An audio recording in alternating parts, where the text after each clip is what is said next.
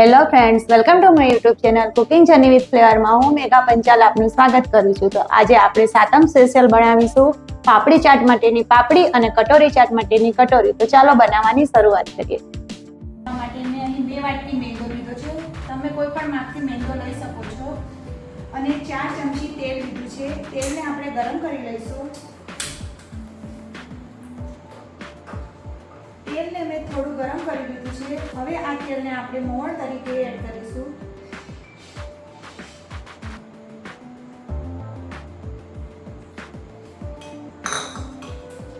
ત્યારબાદ આપણે સ્વાદ અનુસાર મીઠું એડ કરીશું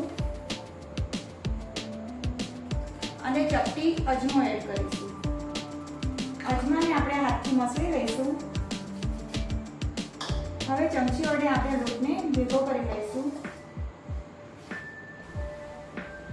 હવે આપણે અડીને જોઈશું તેલ વધારે ગરમ નથી। હવે આપણે લોટને હાથથી આ રીતે મસળી લઈશું અને આ રીતે મુઠ્ઠી પડે એ રીતનું આપણે મોવણ એડ કર્યું છે। આ રીતે મોવણની આપણે મુઠ્ઠી પડશે।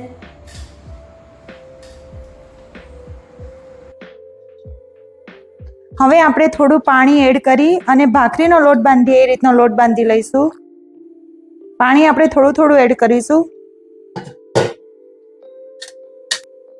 આ રીતે આપણે સોફ્ટ ડો બાંધીને તૈયાર કરીશું। હવે આ બાંધેલા ડોને આપણે 20 મિનિટ માટે રેસ્ટ આપીશું। લોટને રેસ્ટ આપતા 20 મિનિટ થઈ ગઈ છે। હવે આપણે આની નાની નાની લોયો બનાવી લઈશું।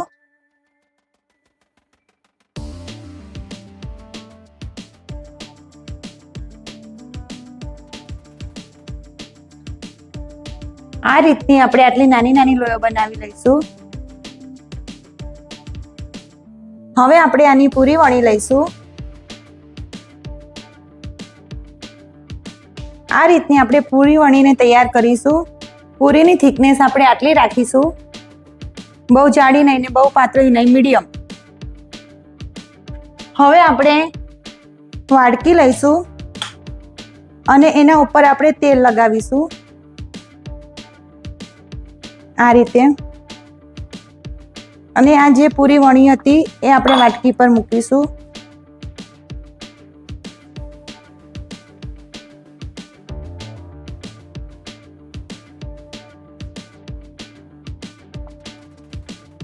હવે આને આપણે એક પ્લેટમાં મૂકીશું।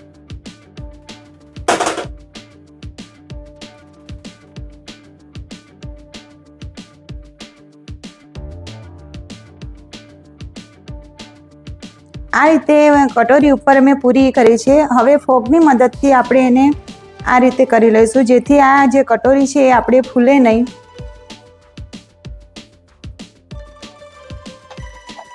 આ રીતે બધી જ કટોરી બનાવીને તૈયાર કરી લઈશું।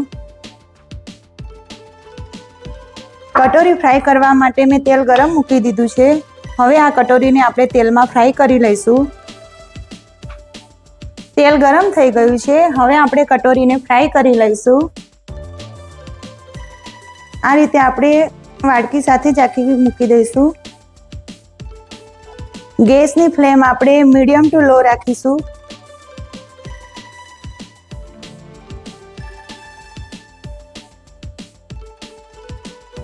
આપણે અત્યારે આને હલાવવાનું નથી। કટોરીમાંથી જે આપણે કટોરી બનાવી છે લોટની એ જાતે જ છૂટી પડી જશે। આ રીતે તળાશે તો ઓટોમેટિક છે ને આ જે આપણે પૂરી બનાવી છે મેંદાની એ વાટકીથી છૂટી પડી જશે આ રીતે। એટલે આપણે ધીરેથી વાટકીને કાઢી લઈશું। આ રીતે જે વાટકીનું ગરમ તેલ છે એ આપણે આ કટોરીમાં આ રીતે એડ કરીશું અને અંદરથી પણ એને તળાવા દઈશું। આ રીતે આપણે બીજી વાટકી પણ કાઢી લઈશું।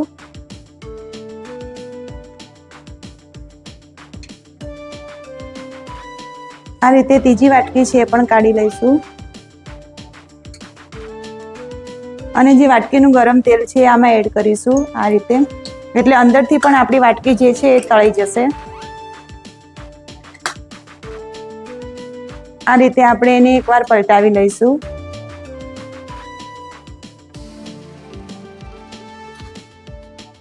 આ રીતે ગોલ્ડન બ્રાઉન થાય તો આપણે એને તેલમાંથી બહાર કાઢી લઈશું। જો અંદર પણ એકદમ સરસ થઈ ગઈ છે ગોલ્ડન બ્રાઉન। હવે આપણે એને તેલમાંથી બહાર કાઢી લઈશું।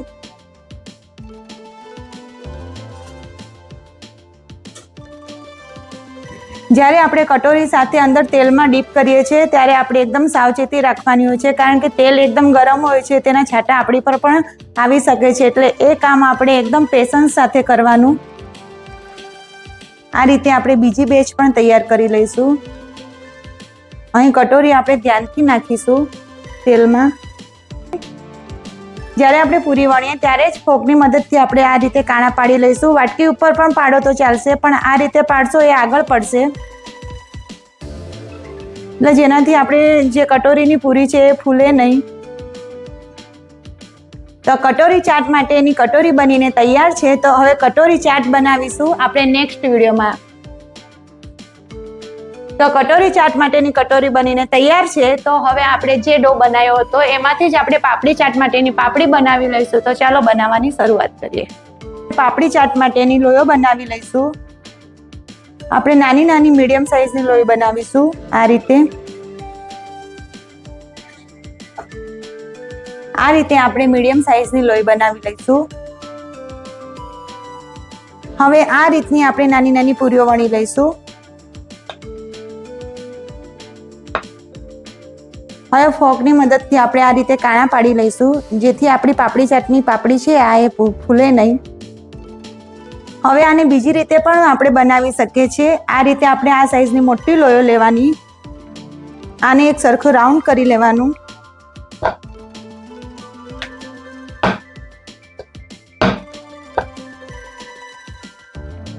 આ રીતે વણી લેવાની અને ફોકની મદદથી આપણે કાણા પાડી લઈશું. હવે વાટકીની મદદથી આપણે એને ગોળ ગોળ કટ કરી લઈશું.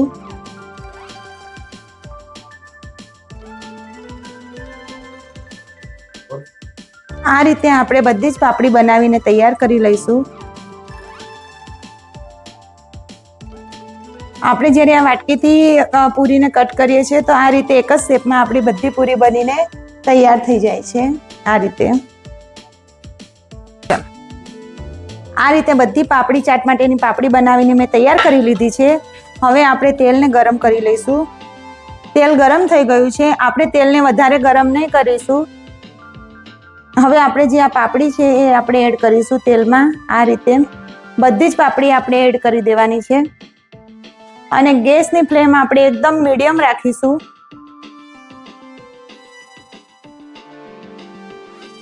આ રીતે નાખી અને એકદમ મીડિયમ ગેસ ઉપર આપણે થવા દેવાની. એ ધીરે ધીરે ઉપર આવશે.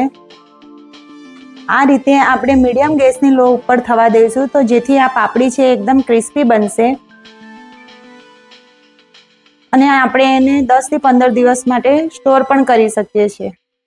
વચ્ચે વચ્ચે આપણે આ રીતે પાપડીને પલટાવતા જશું.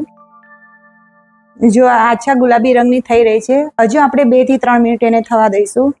આશરે આને ફ્રાય થતા 10 થી 12 મિનિટ જેવું થાય છે.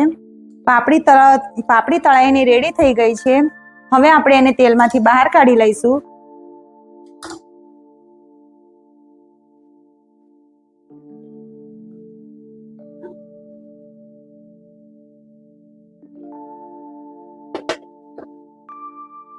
જો એકદમ ક્રિસ્પી પાપડી બનીને તૈયાર થઈ છે. હવે આપણે આની પાપડી ચાટની રેસીપી નેક્સ્ટ વિડીયોમાં જોઈશું. તો ફરીથી મળીશું આવી અવનવી રેસીપી સાથે અને એક નવા જ વિડીયોમાં. Bye bye. કટોરી ચાટ માટેની કટોરી અને પાપડી ચાટ માટેની પાપડી બનીને રેડી છે. તો આપણે છઠના દિવસે અથવા એના આગલા 1-2 દિવસ પહેલા આપણે આ તૈયારી કરીને મૂકી દઈએ છીએ, તો સાતમના દિવસે આપણે આની ચાટ બનાવીને સર્વ કરી શકીએ છીએ અને સાતમની મજા લઈ શકીએ છીએ. તો